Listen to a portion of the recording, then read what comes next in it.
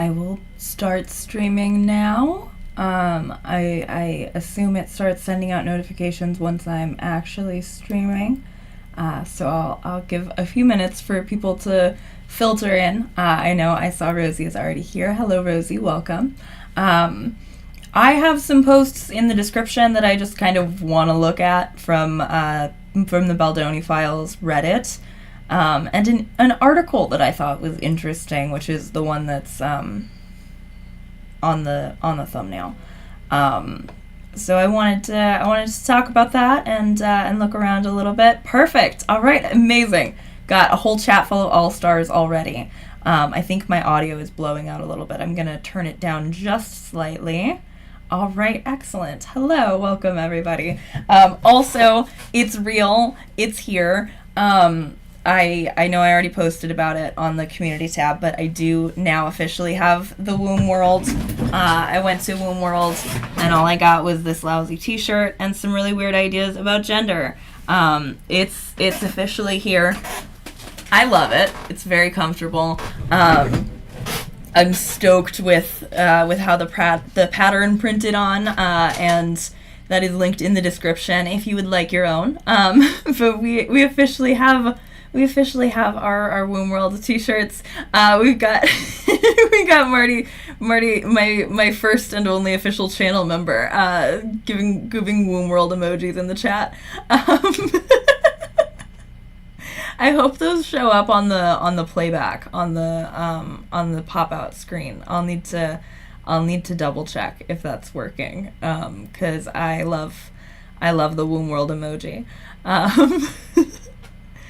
All right, so I'm going to move myself here, and then we can look at this crybaby article about Justin Baldoni and talk about what we think. Because, like I said, I saw this on Baldoni Files. I have not yet read it. I just looked at the headline and I made a joke, and then I was like, you know what? Let's just look at it. Okay. Sorry, I think you just saw my screen for a second before I realized. Oh my god, I said Marty. I'm so sorry. I'm so offensive. It's Sunny. Wow, that was offensive. I knew I was talking about Sunny, but I think I was thinking about Marty for some reason. I guess I'm just always thinking about Marty.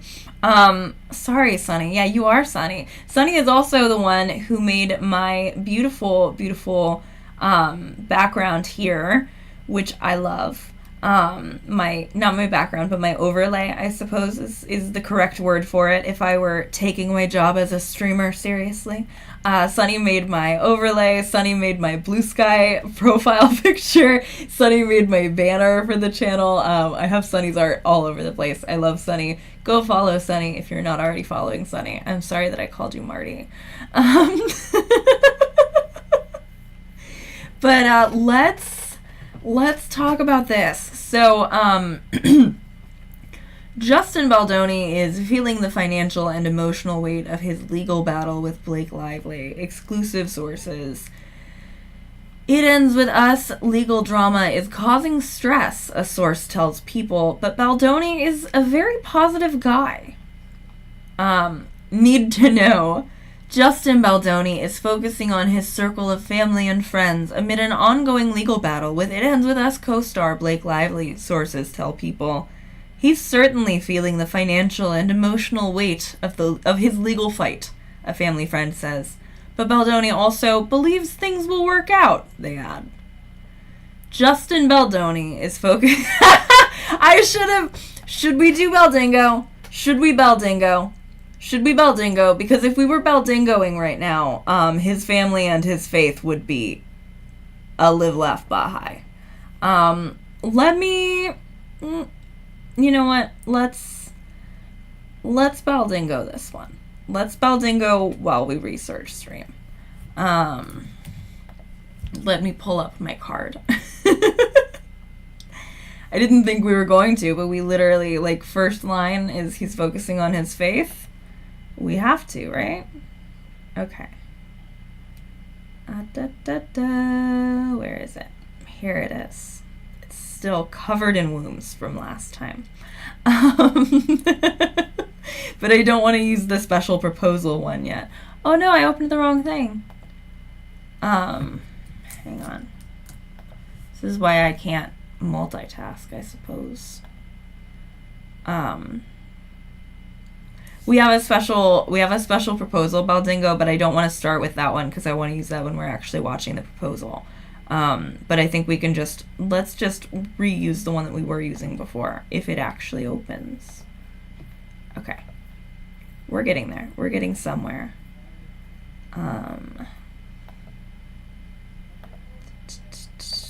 Select a window to capture. Meow meow jbbingo.pdf. Here we go. Okay. Okay. Sorry. This is not like the ideal experience because I'm probably gonna have to edit this again in a second. But I just want to pull it. Up. Okay. So let me take off. Let me take off our wombs. We probably won't get a full bingo, but again, I needed to stamp Live Laugh Baha'i. So we're stamping Live Laugh Baha'i. And next time we do a more full bingo night, we'll go over the card and everything, but for now, just if one hits me, we'll do it. Okay.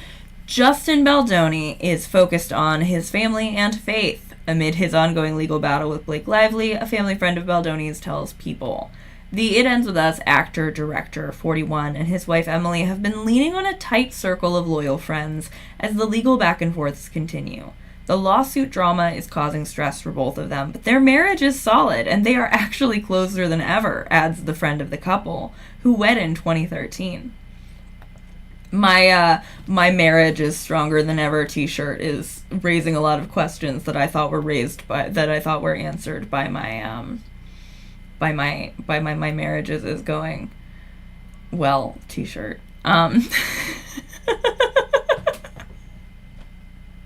Maybe he should drop it. He'd feel a lot less pressure, probably. Exactly.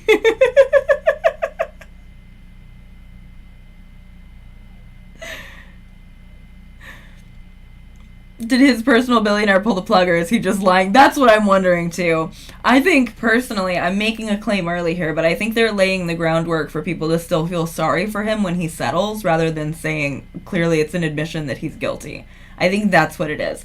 I think they are laying the groundwork for Baldoni to say, I just don't have the money, I'm just a little baby. I'm just a little baby boy. I'm just a soaking wet little meow meow. And I was up against these Hollywood elites. That's what I think the move is. I also think that the parties are going to split soon. I do not think that Melissa, Nathan, Jennifer Abel, and Wallace and everybody are all going to be represented by Friedman anymore. Like, I think things are splitting. I think people are going to start settling because people are going to start running out of money.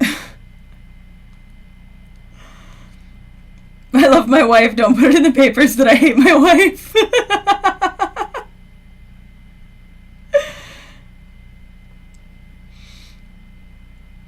Right.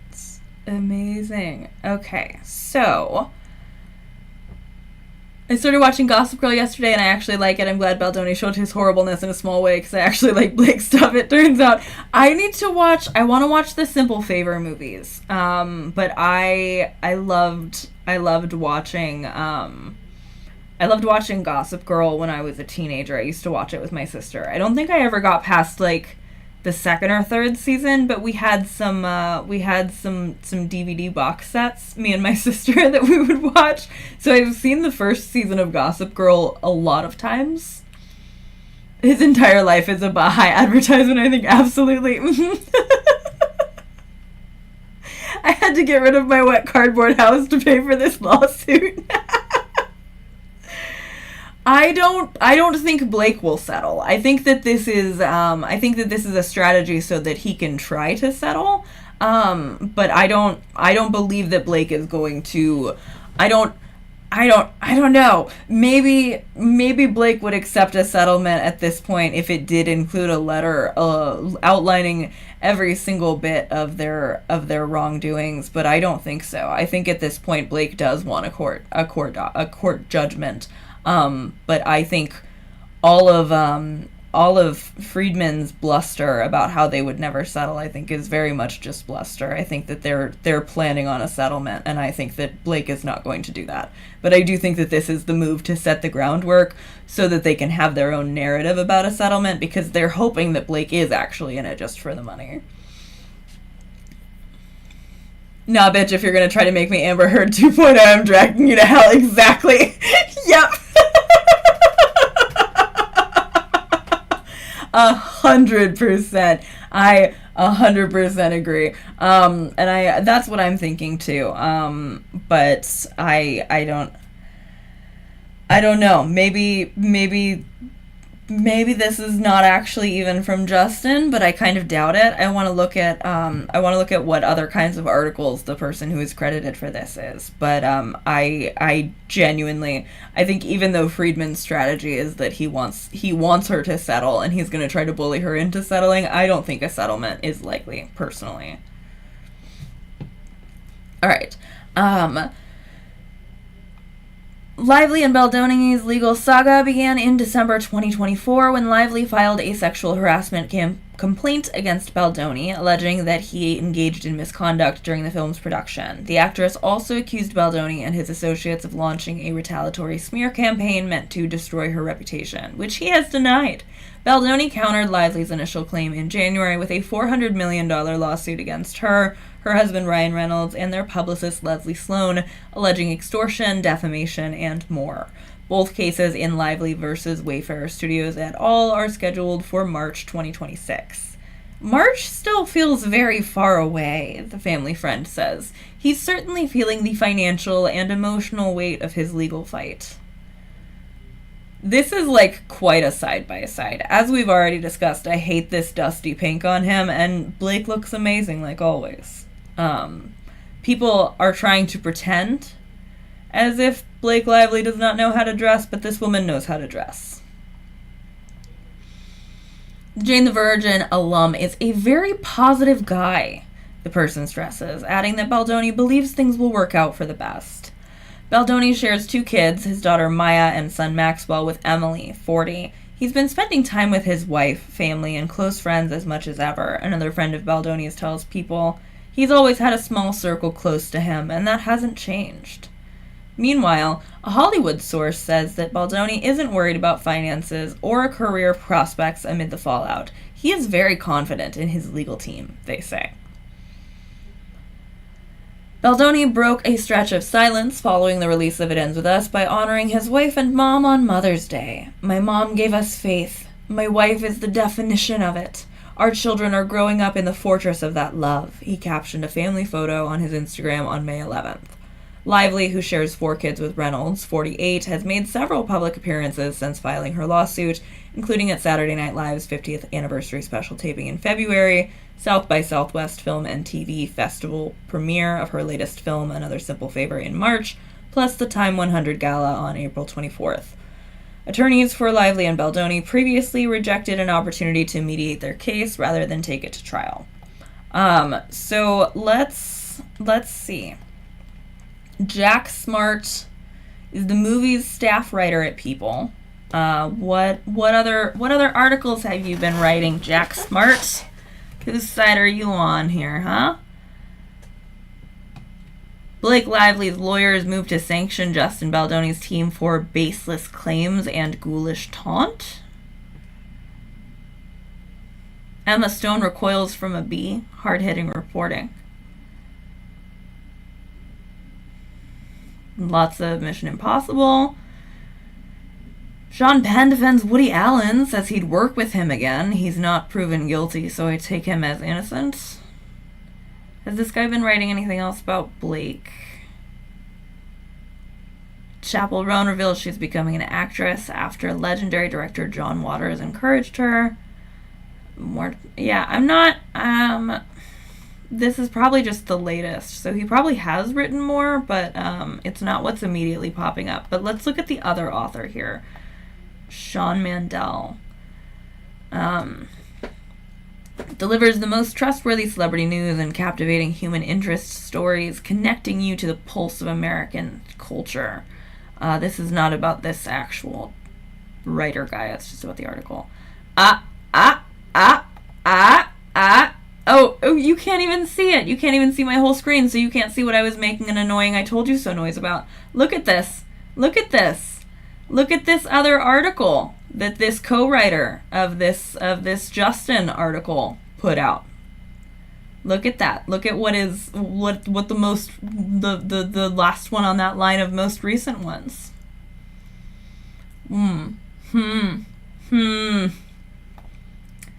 This guy wrote about Taylor Swift and Blake Lively's friendship has halted. The singer wants no part in this drama. Exclusive sources.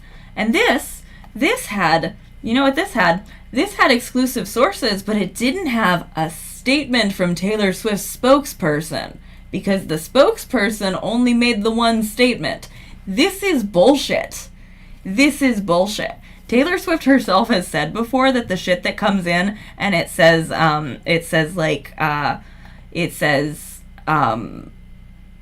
sorry, I just lost my train of thought. But when somebody comes to people and they say sources close to Taylor, Swifties know that that's not real.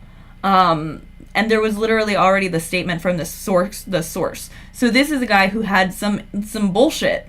He had some bullshit from a source that was not close to Taylor. And then he wrote and published this article, which has been very favorable to the Wayfarer parties in framing the narrative, right? And then he also has written this article we just read about how poor little Meow Meow had to sell his cardboard house.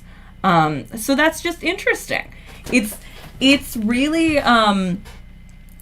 useful to just look at what other shit people write about this. Like, you can really tell even if an article is neutral when they're feeding talking points. So just very interesting.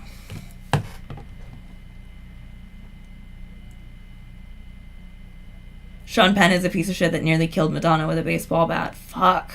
Yeah, I don't know why he's being quoted as if he's some kind of source on what men are trustworthy, but But yeah, I mean, I had a suspicion that was from a Baldoni friendly source, because it's obviously framing him very sympathetically, but proved right. Always proved right. I'd flag this reporter too as ones not to trust. Yeah, me too.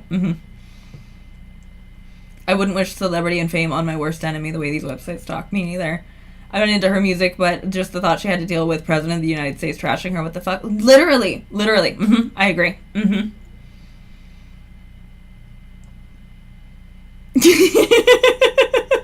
Maybe if Blake causes Justin to lose his robo toilet, Emily will take her side.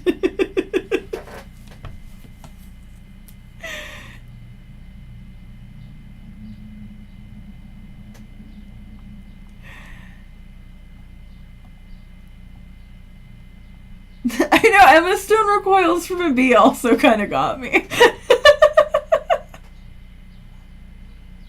Mother's Day is a religious holiday for Baldoni. He had to make a pilgrimage back to Womb World.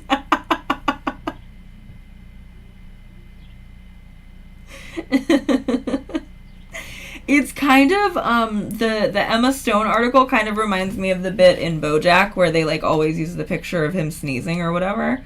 That's what I also am thinking of. I think about the robot toilet all the time.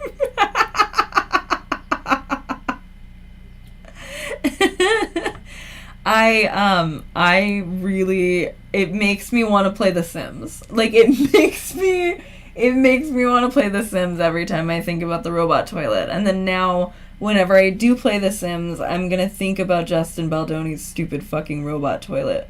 Because I'm gonna buy the expensive one and laugh about it. And then I'm gonna put in a pool that's like 3x4.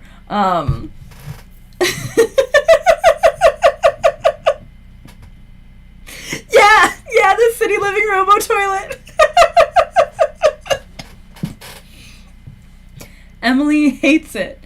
Emily hates that toilet. Emily Emily hates her life. I hate to say it.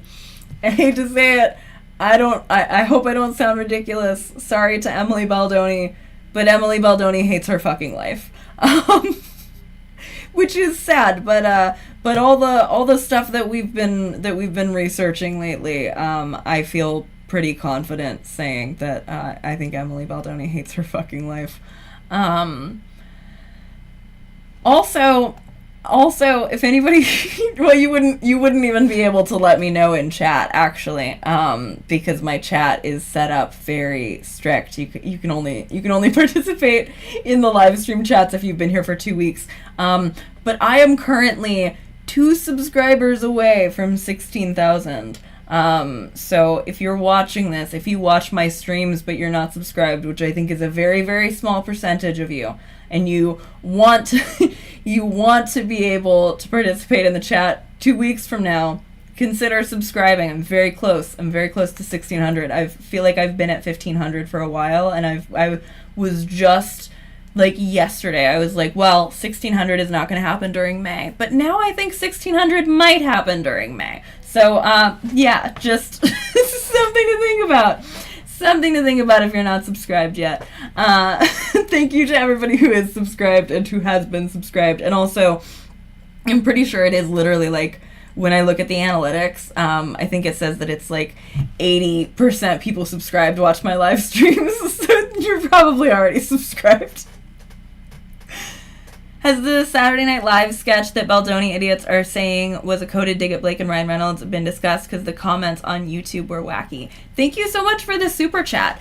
I think the only SNL one that I actually know about is when Ryan was saying, like, why have you heard, like, what have you heard, when they asked how he was doing, and then everybody was like, he's sending a coded message. He's against his wife, blah blah blah. I saw that, but I haven't been keeping up at all of the shit that the Baldoni fans get mad at, because it's like every goddamn day.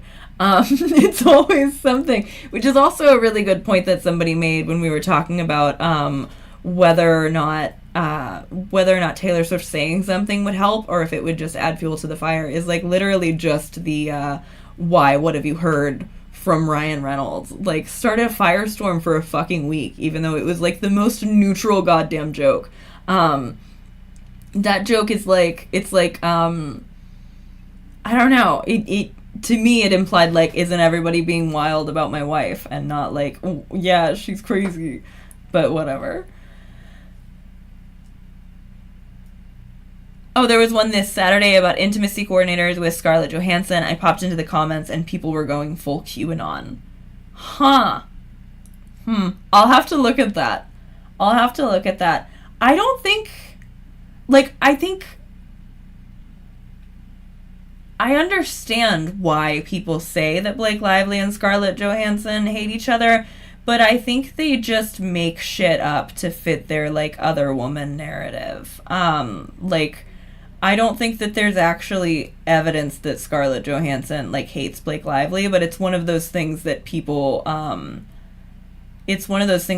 reach for, because they think that if women aren't, like, and they're even doing it about Taylor, if women aren't, like, constantly shoving their friendship in your face, it's like, they're like, well, they're not actually friends anymore, by the way. They have to prove it. They have to perform it for us. Bad enough comments. I took screenshots saying the sketch was bad because Blake called in editors. It wasn't at all. It was just Baldoni fans being very dumb. I'll have to check it out. It was about a Justin-like character, but it wasn't explicitly about that. It was a fake feminist man directing a lesbian sex scene. Yeah, that feels like that could be about a lot of directors.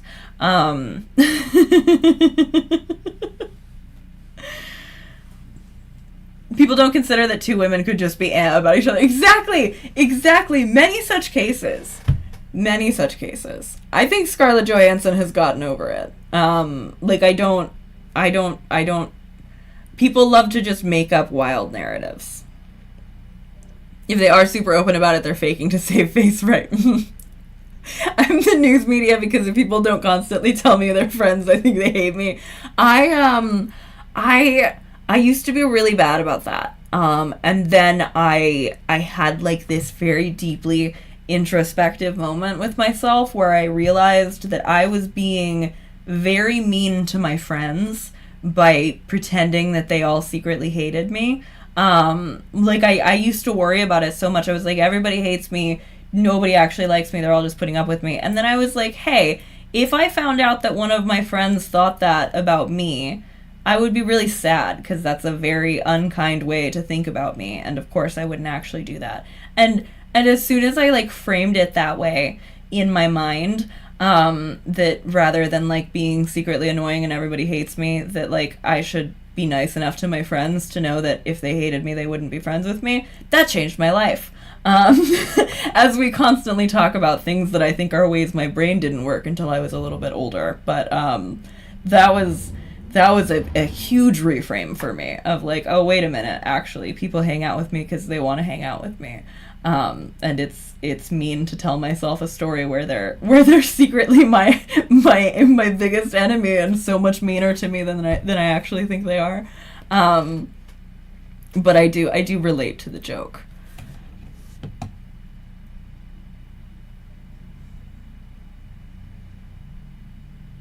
Listen to Proof by Sammy, and now when I get mad at my friends for not reading my mind, I go, you're acting like the girl from Proof right now, and it fixed me. I'll have to check it out. Spoiler for A Simple Favor, but I think Blake and Anna are friends. You don't kiss someone for no real reason for a movie if there's hate. I think they are friends. I think it's Anna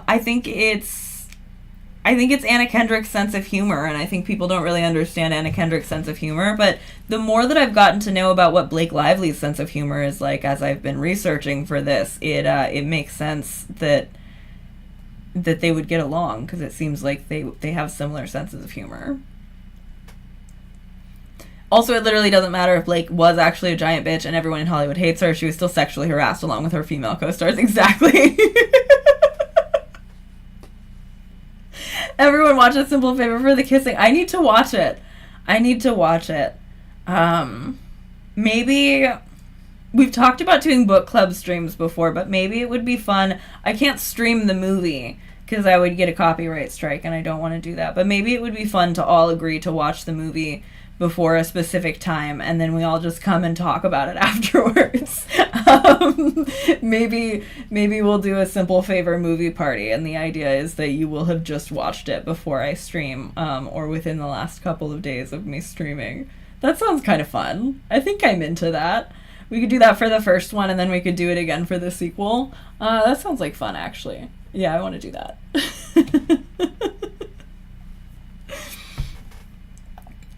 Okay, so yeah, again, this Sean Mandel guy who was also in the thing seems to be a very useful reporter for Baldoni. So this is by Jack Smart, who was a co-writer on that, and somebody else, Elizabeth. Let's just look. We'll see what other Baldoni articles do you have, Elizabeth? Oh, she's been covering Cassie. Okay.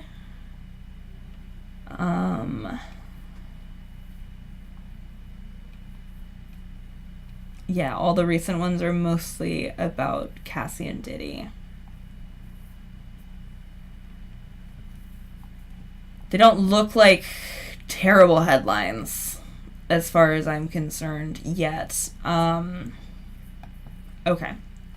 I mean terrible headlines as in they don't look like they're doubting Cassie, not as in it doesn't look like there's terrible things in the headlines. That was a bad way to phrase what I just meant. Okay, I'm assuming that this is not going to be a great article in terms of like being on Lively's side, but we're just going to read it anyway. Lively's lawyers. Why is Lively's lawyers like so hard for me to say still? I feel like I've said it 10 million times in the last few months. Blake Lively's lawyers moved to sanction Justin Baldoni's team for baseless claims and ghoulish taunt. Lively's attorneys are taking aim at Baldoni, his It Ends With Us collaborators, and their legal teams in a motion filed on May 19th. Blake Lively is taking aim at the producers and legal team of It Ends With Us amid her high-profile legal battle with director co-star Justin Baldoni. On Monday, May 19th, lawyers for the actress-producer filed a motion seeking sanctions in the form of attorney's fees against all plaintiffs, including attorneys.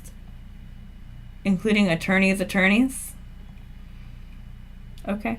Including attorneys for Baldoni, 41, accusing plaintiff Steve Sarowitz, Jamie Heath, Melissa Nathan, Jennifer Ebel, and their legal teams of, in part, making frivolous, baseless claims against Lively. In their notice of motion, Lively's attorneys state that the motion seeks sanctions in the form of attorney's fees and costs that Ms. Lively incurred, as well as a formal reprimand and any sanctions that the court deems just and proper. The motion claims that plaintiff's counsel acted willfully with the intent of harassing Ms. Lively, causing unnecessary delay, and increasing the cost of litigation. Referring to the recent suggestion from Baldoni lawyer Brian Friedman that he would take Ms. Lively's deposition at Madison Square Garden, charge tickets for admission to attend, and live stream the testimony for the world to watch, Lively's team condemned the ghoulish taunt, adding that federal courts are venues for the adjudication of justice, not playgrounds for retribution or public relations. Lively's lawyers also noted that Baldoni's legal team filed 2 letters and an affidavit so inflammatory and improper that they were stricken from the record, referring to Friedman's bombshell claim last week that Lively had pressured her friend Taylor Swift to publicly support her amid the legal turmoil. Doesn't really make it very clear that it was immediately bullshit. I mean, it says stricken from the record, but like bombshell claim with no support behind it is why it was stricken from the record. Dipshits reading this are not going to put that together. Referring to Brian Friedman in a statement to People on Monday, May 19th, Lively's attorneys Ezra Hudson and Mike Gottlieb explained that if you want to know why Justin Baldoni's lawyer pulled his latest inflammatory and defamatory media stunt, it might be because he knew that both he and his clients were about to be hit with sanctions motions based on his reckless decision to file multiple frivolous claims in federal court. You can't file lawsuits in federal court that have no basis in law or fact to create a harassing media narrative. Or, in other words, their strategy from day one. The Baldoni legal team received notice of their sanctionable behavior weeks ago, but doubled down rather than withdrawing their frivolous and harassing claims. Now they'll face the consequences of treating federal court like a media playground. That's fucking good. That's good as fuck. That's good as fuck. I love her lawyers. Her lawyers make real good statements. Real good.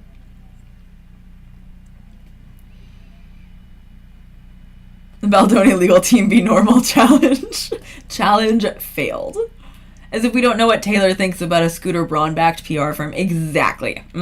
We know exactly how Taylor feels.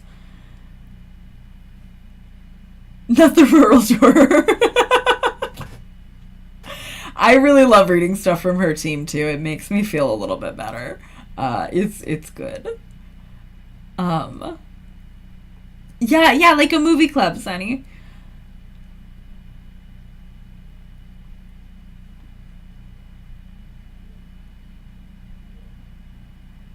Saw a comment about a game called Water Womb World and got absolutely jump scared by that title. Lively's lawyer is giving Rob Loblaw's Loblog real rural juror. I got the first half of that out loud.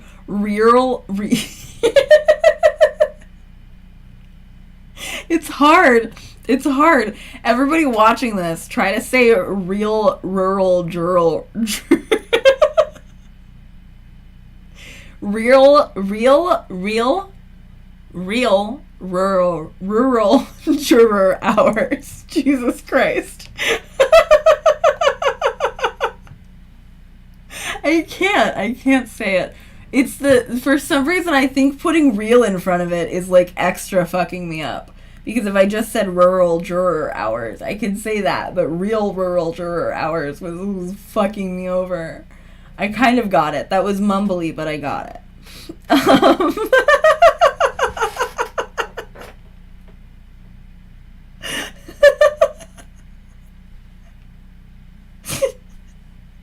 Me with my speech impediment, girl, I felt like a fish. I'm blubbing like you wouldn't believe.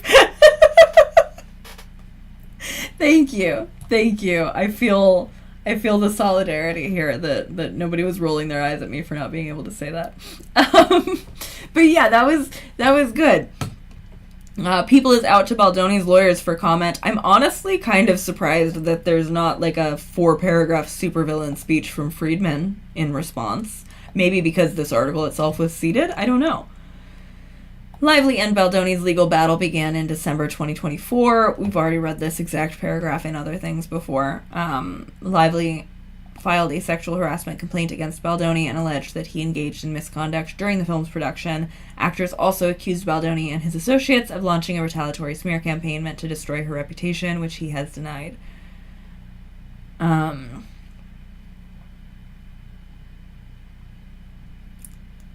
The legal battle has been notable for the amount of video and audio from the set of It Ends With Us leaked publicly, as well as text messages between Lively and Baldoni that lawyers from both camps released publicly. Baldoni even published a website linking to his amended complaint filed in court on January 31st. The website, which was simply titled Lawsuit Info, featured one page and buttons linking to 2 different documents related to his legal battle with Lively. Why did they just promote the website? You know what I mean? You know what I'm saying about this seeming like it was a little bit seeded? It's just interesting. Really interesting.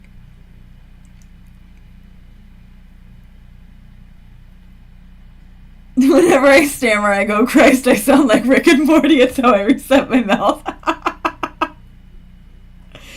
Yeah, I don't have an issue with the word rural. It's really just the combination of all that. There's too many syllables and they get jumbled up in my mouth together. I have a hard time with roasted red peppers without slowing down. Totally normal. Rural is incredibly hard for many English second language students too. That makes sense. Regardless of the outcome, do you think he goes back to the faux feminist shtick or does he do a pivot? I think he pivots. I think the pivot is already like well in action by now. I think the majority of his fans, even though he does have like, he has some liberals who are saying that they're still liberals. I think the majority of his vocal fans by the end of all of this are going to be Candace Owens fans and Republicans.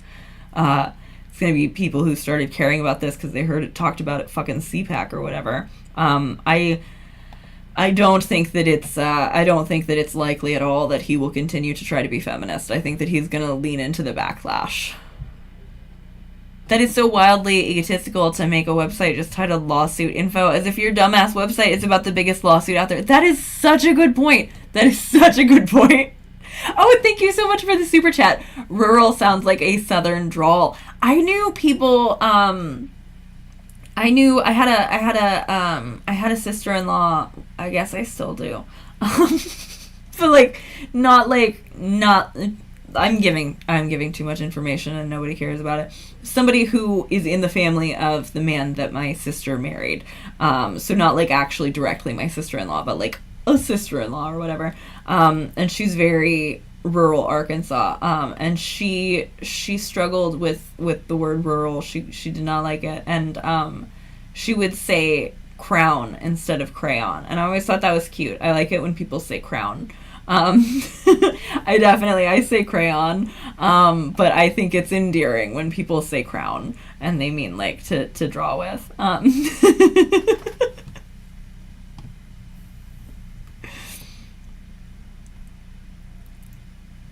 I'm dying to see the second half of this message because it just for right now says my old ass realizing there's people in this chat who S.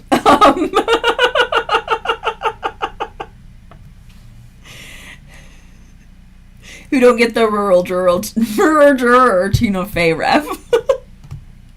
I'm giving too much info and nobody cares about it. Every neurodivergent storyteller, exactly.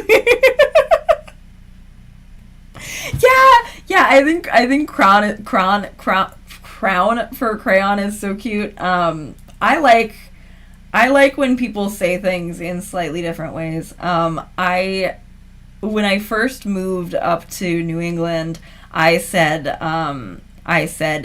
syrup because I was working in coffee shops, so I would say like syrup. And then people people made a big deal about it. They didn't like how I said syrup, so I started saying syrup, and now I miss saying syrup. Like, syrup sounds more like me. Syrup is what it is.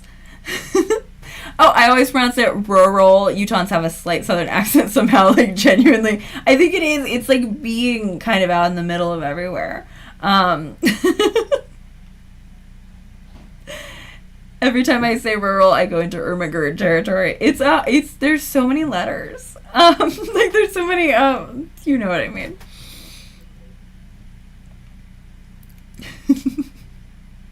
Okay.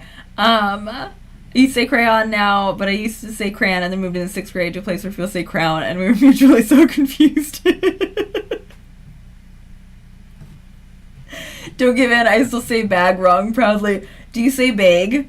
I have a Canadian friend, and we were talking one time, and she said bag, and I was delighted. I am obsessed with Southern folks saying theater instead of just theater for theater. Yes. Something I think is funny is how many people say aunt, because that is not how I was raised.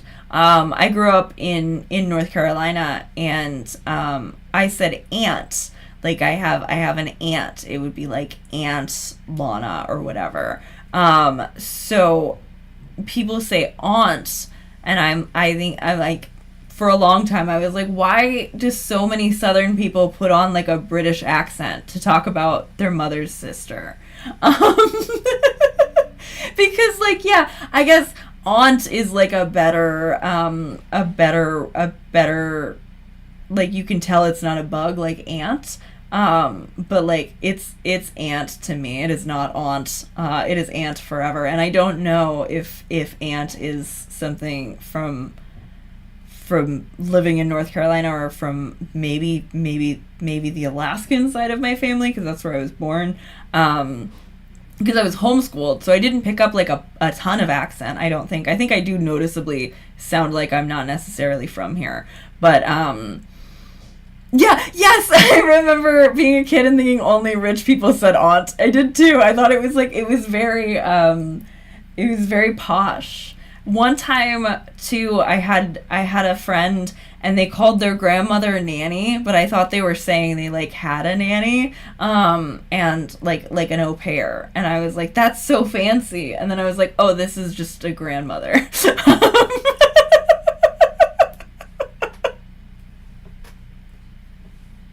It's vague forever. When I moved to the Pacific Northwest, my students were obsessed.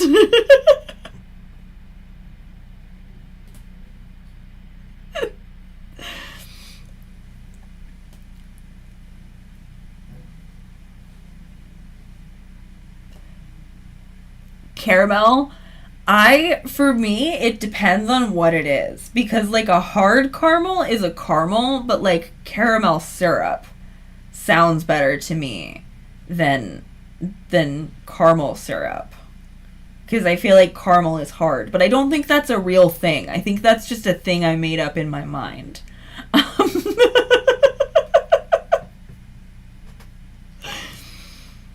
I had an aunt who was an English teacher and made me say it that way because she wasn't a bug. Aunt gives the same vibe as calling your parents mother and father. Like, that's so fancy to me. My Boston aunt insisted on being called aunt, but New Jersey aunts made fun of me if I didn't pronounce it aunt. That sounds right for my understanding of Boston and New Jersey, respectively. Oh, thank you so much for the super chat. I've noticed that my R's tend to slur from one syllable into the next, like they get lost. Yes, it all, like, bunches up in my mouth, and I start mangling them around. Because of my dad's job, we lived in a bunch of countries in the global south, so I often went to international schools with British teachers. I didn't really get the accent, except for aluminium and aunt. Yes, I think aluminium is such a better way to say aluminum, but I do not have any I feel I don't have any standing to ever, other than just then, commit to aluminium out loud. But aluminium is so fucking fancy. It sounds so much better than than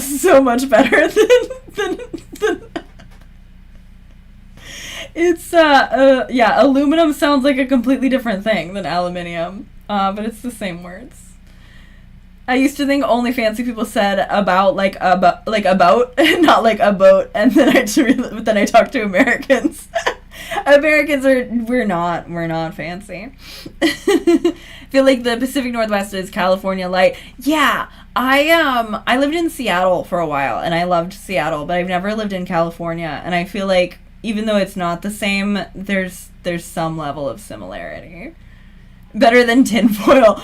Tinfoil I like more than aluminum, honestly, now that I know that people say aluminium.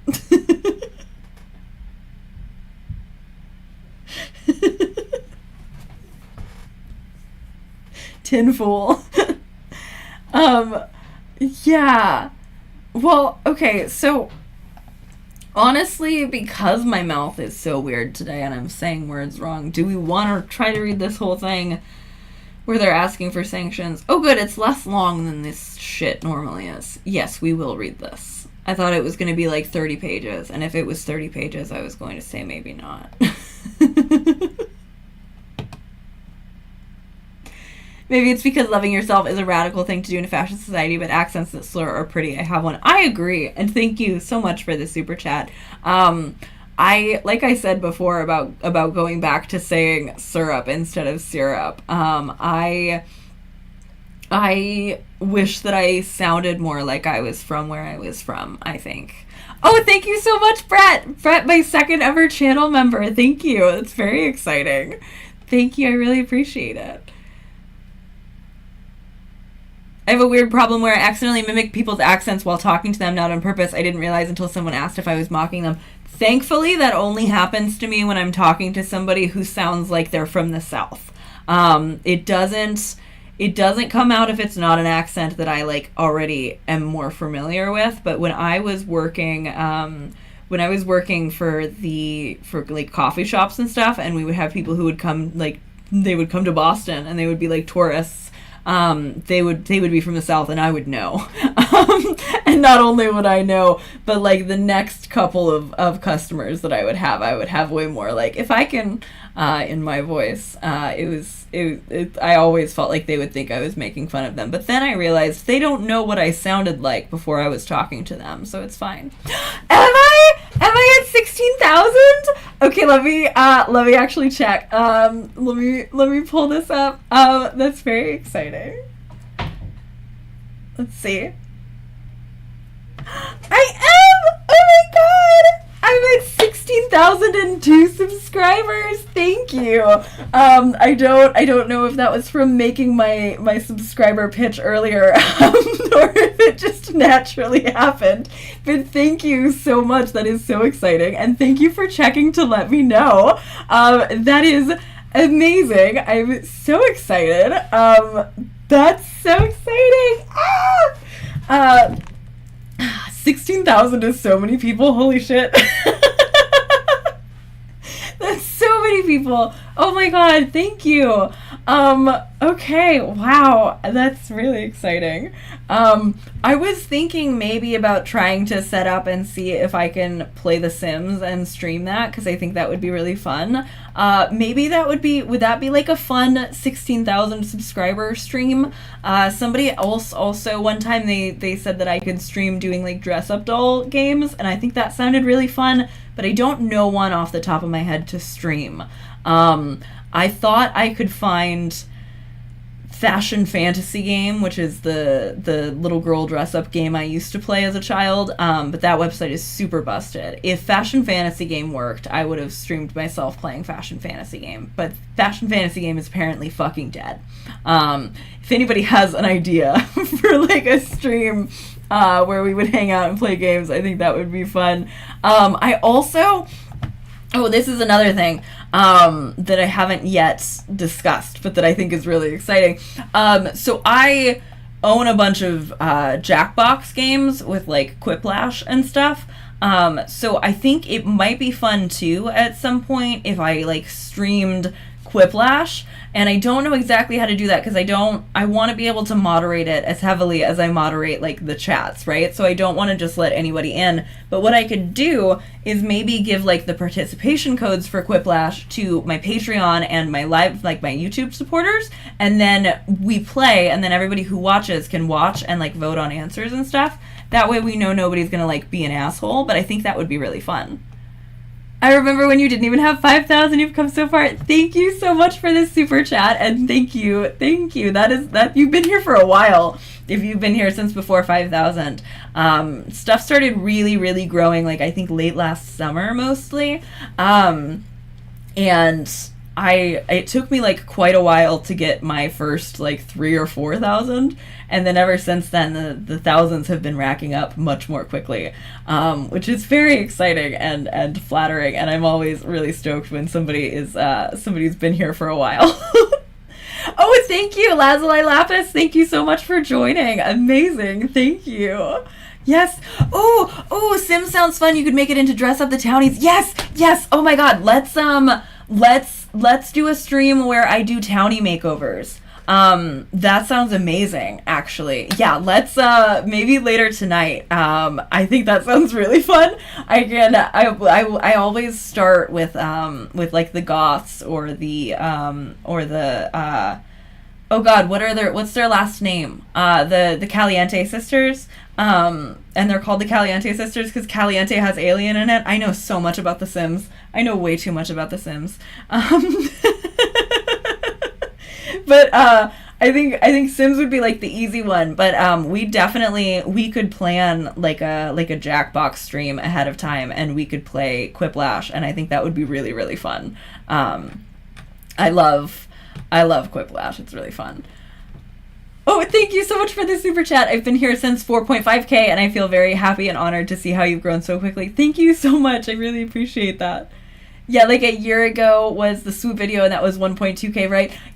In retrospect, I can't believe how few subscribers I had when I was already confident enough to make a swoop video. When you told me on Blue Sky like how few subscribers I had said that I had on that one, I was kind of surprised.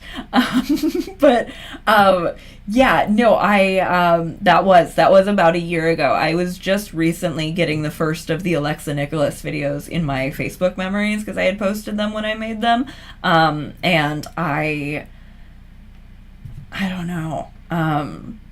It's a lot in a year.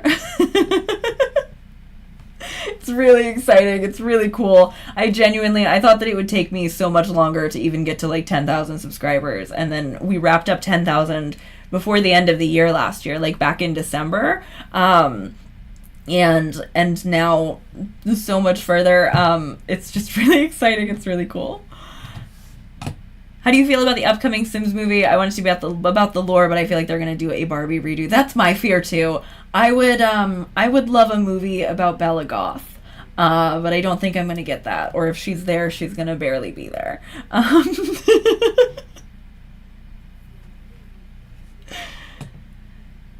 I also have not played The Sims in a while. I have it all installed on my computer, but I need to make sure that it's actually running.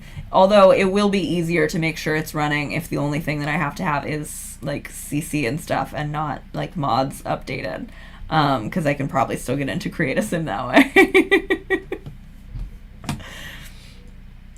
Yeah, Alexa was doing some Instagram stories about me recently, I think, but I'm not keeping up with those, and I don't plan on giving her the satisfaction of responding to them at this point. There was a Sims movie confirmed, and I'm not positive whether or not Margot Robbie is involved in it or not. I think I did see something that she was, but I love The Sims, and I really love all the townies and characters and stuff. I do. I've asked many people what their opinion is on who they think started the snark page about me and the answer has been pretty unambiguous. But I personally make no claims as to who runs the Snark Reddit account against me, other than that it is very funny to imagine that it is her.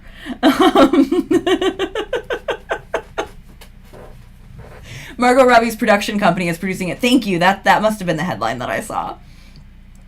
My bestie is a Sims girly, but I've never really played it myself. It's so fun. It's so fun. I started playing it as a child, so I think that I have like too much memory of how to spend several hours playing The Sims, so I just think it's fun forever. But like, if you were a Dollhouse child, you likely also enjoyed The Sims if you had them. And I personally was a Dollhouse child. I had this gorgeous dollhouse when I was a little kid. My uncle got it for me at like a thrift store, and then at one point we found it on eBay. Like, we found a different version of it, and it was like expensive as fuck, because he found me half of a dollhouse, actually, technically, because it was. I'm gonna scoot back so that I can gesticulate. I'm gonna scoot back. But so I should try to find it online, but I don't even know how I would. But anyway, it was supposed to be a dollhouse that like hinges like in and out, and that has two sides to it. But he found at the thrift store just half of it, so it was just like open. And it was incredible. It had 2 bedrooms on top, and then it had like a dining room and a living room, and it had stairs, and there was a bathroom, and then there was also like a basement underneath. And so my uncle bought it for me because I was a Polly Pocket child. I had some Barbies. I especially had Barbies because my grandmother misconstrued me being a Polly Pocket child into me being a Barbie child, and she bought me like all of the Disney princess Barbies, and those were the only Barbies that I really had. But I had a ton of Polly Pockets, and I was constantly playing with Polly Pockets with this like old incredible dollhouse that I had. And when I wasn't doing that, I was playing The Sims. And then I grew up and I would write and stuff. I'm very much a dollhouse girly. Very much was a Polly Pocket child. It wasn't like a Polly Pocket branded dollhouse though. It was like older than that, and for like smaller ones. Also used to put the Polly Pocket stuff in my mouth and chew on it. I'm assuming there's lots of it. I'm assuming there's lots of similar experiences just because of how many neurodivergent people are here. Because that was like what's the word I'm looking for? You couldn't pass it up. It's like you can't pass up that kind of stim. And then it's a really bad choking hazard, so you should. But like, I definitely chewed on boots and shirts and things.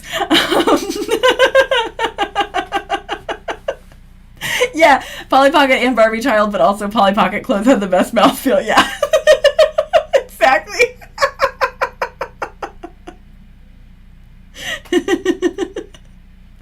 Barbie heels when you wanted something crunchy. Oh my god, I did love Barbie shoes. Fuck.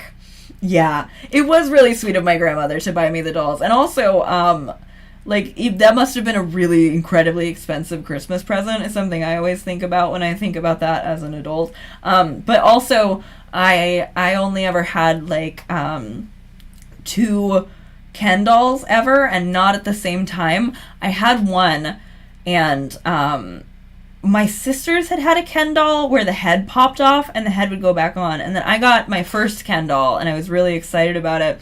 And my brother put its head in his mouth and ripped the head off because he thought that it came off and then went back on. But actually, he just ruined my only Ken doll because the head was actually connected. So he had to buy me a new Ken doll to replace it. But because I only had one Ken doll and I had 10 women, because I had all of the Disney princess dolls, I did have gay dolls. I had lots of gay dolls. Yeah. My brother felt really bad about it, so I love still teasing him about it sometimes.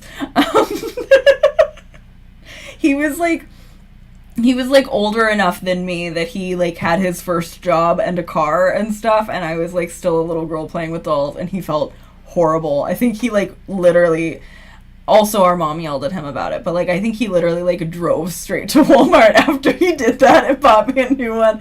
And I very specifically remember that the new one that he bought me was like lotion scented. It, well, not lotion, but it was sunblock scented because it was like Ken and he's a lifeguard or whatever. And his hair was really greasy. And my brother gave it to me, and I was like, well, you're probably not going to put this one in your mouth because his hair is really greasy because it smells like suntan lotion.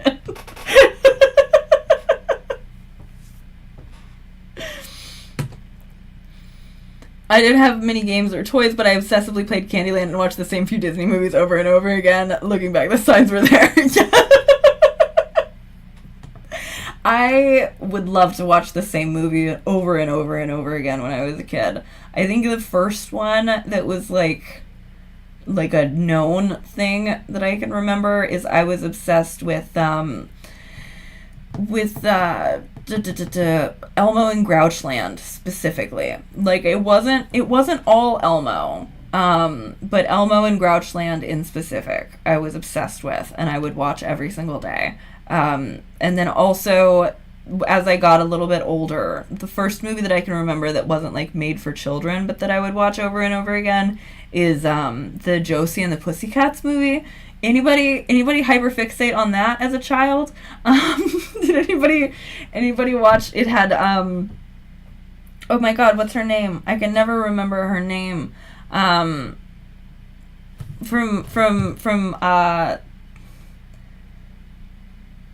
what's the one she's in? Oh my God, I just need to look it up. Because it's Rachel something, right? Rachel Leigh Cook. I can never remember her name. Rachel Leigh Cook, who played Josie in Josie and the Pussycats. I can never remember the name of She's All That because I feel like there are a million romantic comedies that I want to call She's All That. But anyway, the Josie and the Pussycats movie with Rachel Leigh Cook and Tara Reid, fantastic film. I want to watch it again so bad. I had two Kens. They were always the villains because they got in the way of my Barbie dates. Then I realized men can be gay too. Then they were lovers. Beautiful. I love it. Thank you so much for the super chat. I really appreciate it. I don't think I ever, because I never had two at the same time, so I never had a route to make gay man lovers. But I think I probably would have if I did have multiples. Yeah, I used to rent out Josie all the time from the local video store. I haven't watched it again in such a long time, but I genuinely used to watch it like every single night. I had one of those TVs with like a built-in VHS player underneath it, and I would just watch it every night and then rewind it and put it in and then fall asleep watching it again. You're so much like my friend who loves Sims and fixated on that movie and made me watch it a million times. I've joked before that I'm like the default lesbian. Like this sounds a lot meaner to myself than I mean to be, but just in terms of like how often I will remind somebody of somebody that they already know. There's not a lot going on here that's super unique. 26, homeschool, lesbian, you got like all of it. If you know a young woman who shares any one of those three characteristics, they're probably somewhat similar to me.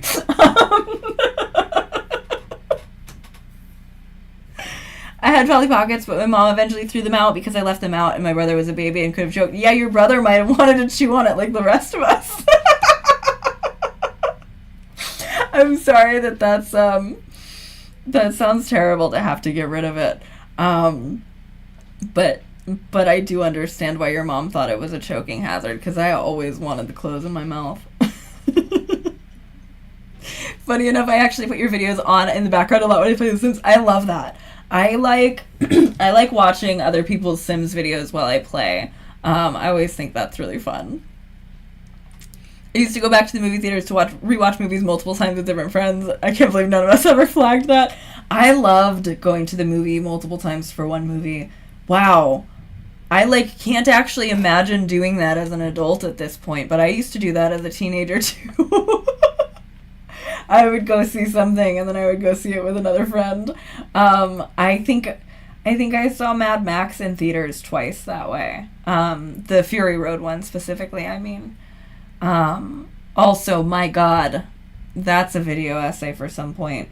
I'm sure it's already been done, but I need to talk about how Mad Max Fury Road is a feminist masterpiece. I think if COVID hadn't changed the way that I interact with like going to see movies outside of my house, I might still do that and see it multiple times. But the combination of like COVID and I also just don't see movies in theaters because I'm always scared something's gonna be flashy and give me a migraine. I haven't seen a movie in theaters since like Barbie. I saw the Barbie movie in theaters the night it came out because it came out on my birthday. And then before that, the most recent movie I had seen in theaters, Jesus Christ. The most recent movie that I had seen in theaters was Knives Out. I watched the shit out of a Fury Road video essay. Yeah, I was obsessed with Fury Road, but I haven't watched any of the other Mad Max movies, and frankly, I kind of think there's something interesting there if I refuse to watch any of the other Mad Max movies, but I still talk about and analyze Fury Road.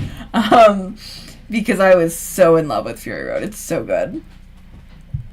My mom tried so hard to hold a line on no toys that reinforce harmful stereotypes or look like guns, but alas, the strongest feminist principles are no match for a 6-year-old who wants a toy. That's the thing.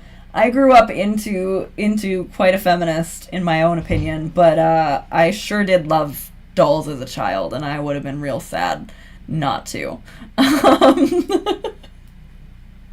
I would have been, as much as it sucked that my mother was like explicitly anti-feminist, it also would have sucked.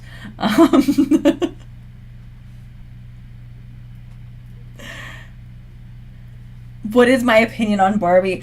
I would also love to do a movie about Barbie. I was actually talking with Little Shop of Alley about this recently, because we were both like, did we miss the boat on talking about Barbie, or is our audience going to listen to us talk about Barbie? Because I have such complicated feelings about Barbie. The closest I have gotten to figuring out a way to like make a video and talk about Barbie is I'm just going to make myself big again because we're just talking. I kind of want to talk about how Greta Gerwig accidentally really hates the teenage girls in all of her movies, and how she did that to Lady Bird, and then she also did that to the teenager in Barbie, who did nothing wrong and was the best character in the movie, but the movie had to be about Ken instead. I think Barbie is better than I was expecting it to be. I enjoyed it when I watched it. It was more feminist than I was expecting it to be when I watched it. But it wasn't like feminist. And also the other thing that comes up for me about Barbie is, on the one hand, part of me wants to be like, okay, cool, we are teaching young girls the word patriarchy. But the more like rational and reasonable part of me, I think about it and I say, I don't know if I would have an easier time explaining what the patriarchy is to a 12-year-old girl who had seen Barbie compared to a 12-year-old girl who hadn't. I'm not sure just using the word is enough, but I also don't think it's harmful. Like, I don't think Barbie is bad. I think it's like, it's a better movie than I thought it would be. But I also, so much of it relies on the America Ferrero speech. Ferrero? No. So much of it ends on so much of it, Jesus. So much of the emotional weight of it rests on the America Ferrera speech at the end, which I have a sort of mean joke about it. Kind of, it's good. She did the best she could with the script she had, for sure, 100%. But there was a bit that The Onion did where they were doing like a fake slam poetry thing, and they had one about this woman who was like, when you see me, you see all of the bees that I keep in my Jeep that I call the Grand Beep Chairkeeper. And I posted that after I saw Barbie, and I was like, wow, America Ferrera's speech is really good. Which I think is the single funniest joke I've ever made about Barbie. And nobody else thinks it's as funny as I do. But it does make me think of that. But it was cool. Like, it was a better movie than I thought it was going to be, and also it wasn't. And also it was more feminist than I thought it was going to be, and also it wasn't. And also it's like, it's more interesting. It would have been more interesting if it was less about Ken, and it was so about Ken. And also, I just had the worst knot in my stomach, like, from the moment when Ken was, like, looking around and getting all excited about men being in power and stuff. I had the worst knot in my stomach, and then the movie continued to be more and more about Ken feeling that way. My mom was against Barbies, but she didn't punish me for liking dolls. I think having Barbies was a big reason why I turned out feminist, actually. That makes sense. Thank you very much for this super chat. Basically, though, my point in saying so much of it rests in the America Ferrera speech. The reason why I feel mean for criticizing that so much is because I feel like people did need to hear that, and people hadn't heard it yet. And so, like, if that was impactful to people, and I did hear that it was impactful to people, then, like, yeah, sure, I'm glad that it exists. I'm glad that parts of Barbie exist. I'm glad that somebody might have, for the first time in their life, been like, wow, women do have hard and impossible standards to live up to. Like, I do think that that's cool. And I don't think that I'm, like, necessarily, like, way above and better than that, but it also, it's not what I would have done to make a feminist Barbie, because if I was making a feminist Barbie, it would have been a lot less about Ken. And I wouldn't have sold $75 Knuff hoodies. Because I feel like the scene at the very end when Barbie is trying to, like, break up with Ken feels like it's like a hostage situation. Feels like you made a new friend over the course of the movie and you really love her, and then now you're watching her, like, try to talk down an incel who is obsessed with her. And it makes me feel deeply uncomfortable. And I mean, the fact that I care about Barbie enough to feel that way means that it's not a terrible movie. Like, it's fun. And Margot Robbie is incredible. I think she is so goddamn likable. I have been a longtime fan of America Ferrera, and like I said, even though I kind of kept waiting for the Feminism 101 gender roles speech to hit, like, a little bit of a harsher point, and it never did, I think America Ferrera did really well with that role. The one thing, though, is I don't like how much it's about Ken, and I wish that it liked the teenage girl more than it does. And when I realized that I wish that Barbie liked the teenage girl more than it does, and also that that's my same exact criticism against Lady Bird, I realized that I think that maybe this is just an issue I have with Greta. He's also still the good guy at the end, when in real life that's not how it actually works. Exactly. I agree. Mm-hmm. I think it was a fun movie, but I don't think its deep messages were executed well. I think it should have been for adult audiences explicitly. Yeah. Thank you so much for the super chat. Like, I don't think that there's anything in there that, like, would be harmful for a child to have seen or anything, but like I said, I think it's interesting. And it wasn't for kids. Like, it was for the parents of the kids, which, like, I mean, I guess. Please, I genuinely think the Greta Gerwig teenage girl hate unpacking would be a great angle to take here. Thank you! That's who the film is supposedly meant to be for, but the way people treat children. Mm-hmm, exactly! It hated that teenage girl. And, like, there was nothing wrong with that teenage girl not being a Barbie fan, but the movie, if you look at it, and also I don't even remember the name of the teenage girl from Barbie, and it's fucked up that I don't. But that teenage girl, her whole arc was that she had to stop worrying and learn how to love the doll. And that's kind of bullshit. She also got, like, aggressively force-femmed throughout the movie. Like, she had to get more and more feminine. It really feels like the same thing to me as where Lady Bird has to change her name back at the end of the movie. She has to call her mom and say, "I'm so sorry, Mom, there's nothing wrong with the name you gave me." What the fuck? What the fuck? Why is that the end of Lady Bird? Why did she not get to keep going by Lady Bird? Why did we need to have it represented that somebody goes by a different name and then calls their mom and cries and apologizes about it? Like, what the fuck? That's so bullshit. Like, the amount of people who I know in my life who picked their own name and whose story does not resolve with them calling their mom and crying and apologizing for expressing autonomy, let alone, like, the mom fucking sucks. I know we all love Allison Janney or whatever, and she does an amazing job in the role, but, like, the mom is abusive. The mom is emotionally abusive to Lady Bird, and yet, because the movie is about how Greta Gerwig feels like she was an annoying teenager, it doesn't get to understand that. Like, I loved Lady Bird so much because I had no idea how it ended. I saw it in theaters, like, as I was feeling like my life was falling apart for unrelated reasons. And I watched Lady Bird as, like, a 19-year-old girl or whatever, or maybe I was, like, 20.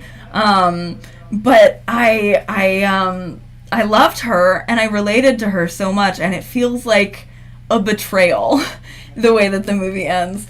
Oh, thank you. As soon as I said it out loud, I was like, it's probably not Allison Janney, but that was the name that came into my head. I think she's the mom in Juno, and I mixed it. Yeah, it's Lori. You're right. Thank you. But I don't know. I also haven't seen Greta's Little Women, so I probably should see her Little Women before I say, like, she always hates teenagers. But, like, between Barbie and Lady Bird, I really feel like she hates teenagers. Did a great acting performance, but not at all a likable character. I agree. Mm-hmm. Also, not to mention how the end of Barbie is her going to the gynecologist to affirm her womanhood. Exactly.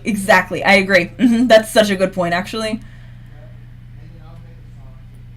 I just arrived, but I see we are discussing the Barbie movie, and as an original Barbie fan, I have to say I was disappointed by the Barbie movie, and it's so frustrating because everyone expects me to love it. And so many people will just say, they'll say, like, just let people have fun, just let people enjoy it. And it's like, people are allowed to enjoy it, but I'm also allowed to be critical of it. I would have loved it if it was about internalized misogyny. Like, I think the teenage girl in Barbie could have been the beginning of something lovely. I agree. I completely agree.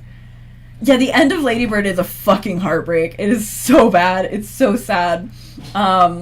Because, like, I don't know, I just otherwise find Lady Bird so enjoyable and endearing, and, yeah.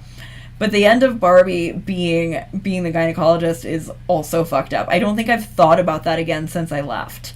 I don't think I thought about it again since I left. I remember saying to my friend as we were leaving, like, I don't know. This is weird. That's, like, not necessarily, like, the best ending they could have come up with. But okay. And then I forgot that that's how it ends, and I haven't rewatched it since.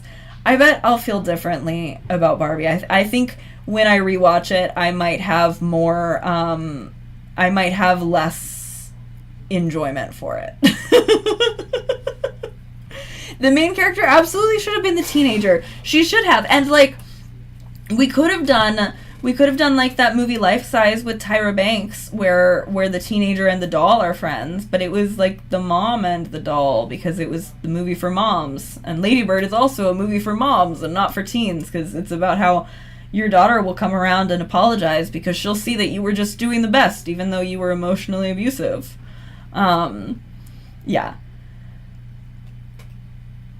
I think that they didn't. I don't know if I think that Greta Gerwig thought about the fact that that's like a bioessentialist end of Barbie. I think that it's.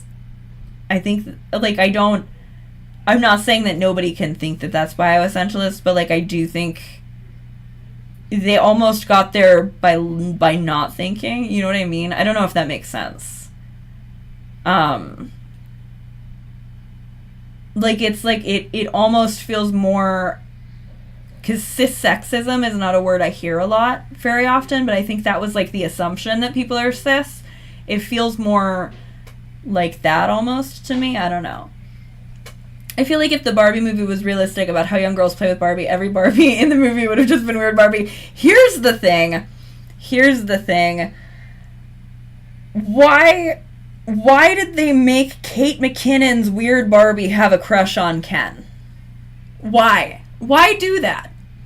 If any Barbie was going to scissor, why? Why did they make Kate McKinnon have a crush on Ken? That was so stupid. They couldn't have had one Barbie who we could have assumed was a lesbian? Did they know how Barbies go together? Like, I don't... But they made the lesbian have a crush on Ryan Gosling because the entire fucking movie was about how charming Ryan Gosling is. Let's do another 5-minute song about... Also, why did they leak the whole I'm Just Ken song ahead of the movie coming out? That was such a dumb choice.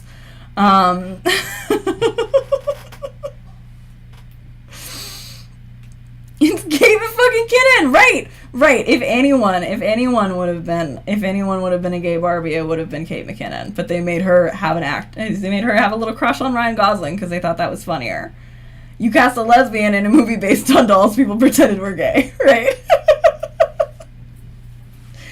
Yeah. I think the magic earring Ken was there, and so Greta was like, that's good enough. Which actually, come to think of it, I think there was only one, there was, not like that it matters, but like there was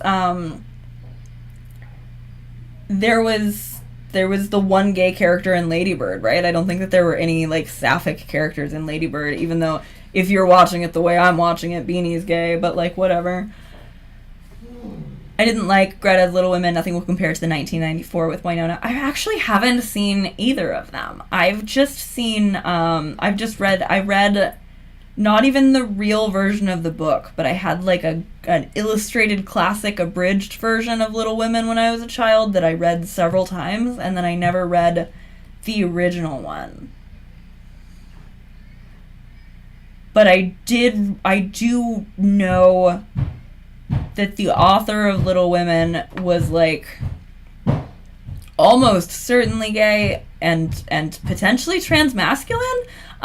Used to go by Lou or just L towards the end of their life, and had written about being a man in a woman's body, which, obviously different language than we use today. But apparently Lou Alcott is transmasculine. And that was new information to me that I only just learned last night, because I had heard like potential lesbian before. And I've heard a lot of people project that onto Jo March, which I've always really liked.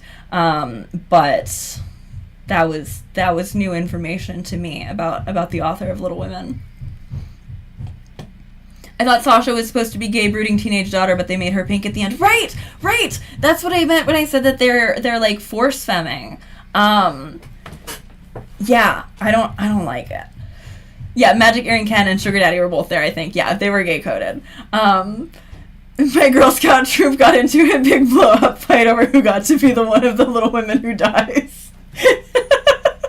That one's Beth, right? I think that's Beth.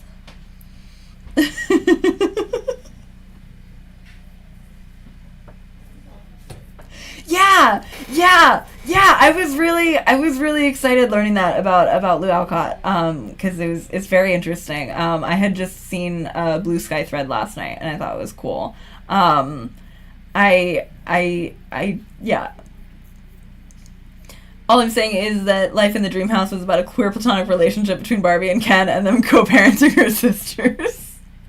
Thank you for the super chat. I never saw Life in the Dream House, but I know one of my nephews was really into it.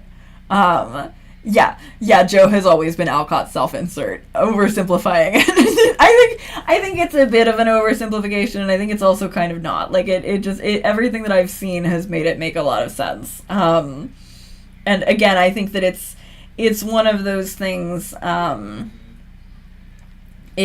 it's one of those things where there's a lot of like overlapping experiences between butches and transmasculine people, but especially I think going by Lou is really cool. I just think it's really interesting. Lavender Marriage sounds so much cooler than Queer Platonic. This isn't hate, I just dislike Play-Doh. Barbie in Life in the Dream House is more of an icon than Barbie movie Barbie. I like Margot Robbie, I will admit. Joe is a compat lesbian. I will not be changing your mind. That's how I feel. Like I know Joe eventually gets married in the books, but like, no. That's like, maybe we should do a Lou Alcott deep dive. That would be fun, actually. That would be fun. I should also check out the Greta version of Little Women, probably. I should see if the thesis about Greta Gerwig hating teenagers holds for Little Women. But my understanding is that it was like publisher interference. Yeah. Alcott really never wanted that to happen, but was pressured by her serial publishers, so it's literally compat. Yeah. And I wonder how many such cases there are, right? I mean, and there's and this isn't even quite the same, but I mean it's not that different. Like there are translations of Sappho that were made to be about men. Like gay people have tried to write and then been like hidden and removed from being able to bring themselves to the light. What is MPGIS? I'm so lost. Oh, most popular girls in school. Thank you. Oh yeah, with the dolls. Yeah, I never watched that, but I was on Tumblr, so I saw lots of screen caps from it. I have not seen that. I have not seen that initialism in a very long time. Tara Mooney has a really good video about aromanticism, asexuality that touches on Greta's Little Women, and her Jo March being very ace. I adore Tara Mooney. I think she's fantastic. I think she makes really fantastic videos.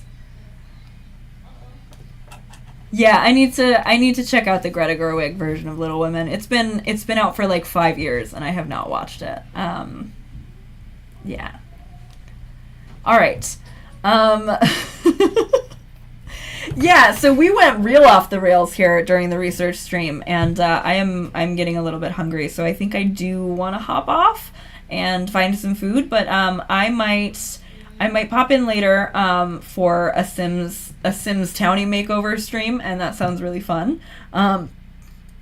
Joe marrying a man reads to me like Anne of Green Gables marrying Gilbert, the only tolerable man after all her female bosom friends got married. Thank you.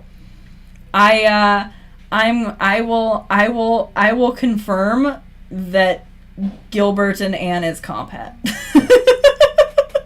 From my understanding, I did not read many Anne of Green Gables books, but yeah, no, that makes sense to me. That makes sense to me completely.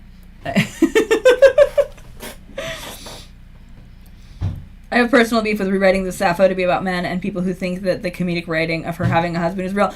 Fucking Dick Alcock or whatever his name was from Man Island? Yeah.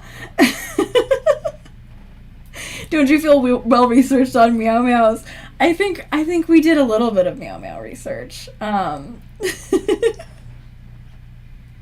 I recommend you watch Greta's Little Women because she didn't actually shy away from Joe being a stand-in for the writer and explicitly making the marriage a write-in and not real. That's exciting.